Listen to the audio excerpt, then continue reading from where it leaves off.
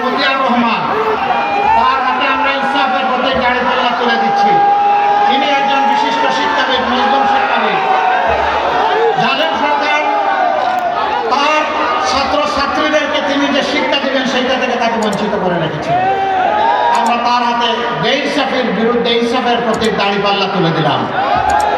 প্রতীক আছে, প্রতীক 12 তারিখ ইনশাআল্লাহ। 4 নম্বর আসন মৌলানা আবু তালিব, তার হাতে আমরা তুলে দিচ্ছি ইনসাফের প্রতীক দাঁড়িপাল্লা ইনশাআল্লাহ। জিনেদা চা। আচ্ছা, এই মানুষগুলোকে দেখতে কি মায়া লাগে? ভালো মানুষ মনে হয়, দেশপ্রেমিক মনে হয়। তাদের পাশে থাকবেন, হাতকে শক্তিশালী করবেন ইনশাআল্লাহ। দাঁড়িপাল্লার বিজয় ছিনিয়ে আপনারা 12 তারিখ বাসায় ফিরবেন এবং শান্তির ঘুম দিবেন, তাই না?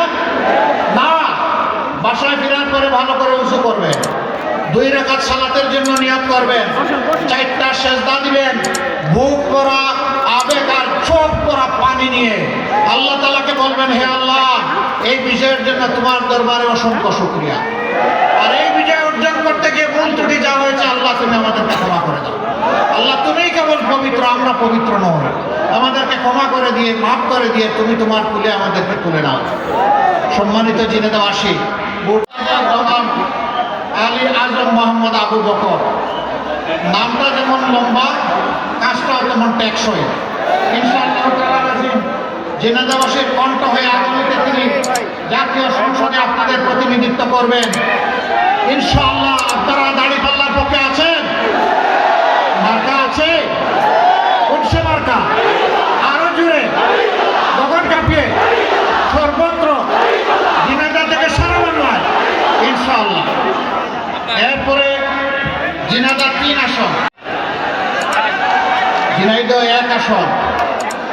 এই আসনে 11 দলের পক্ষ থেকে আমরা ঐক্যবদ্ধ হয়ে মনোনীত করেছি আমাদের ভাই জনাব মোহাম্মদ মতিউর রহমান।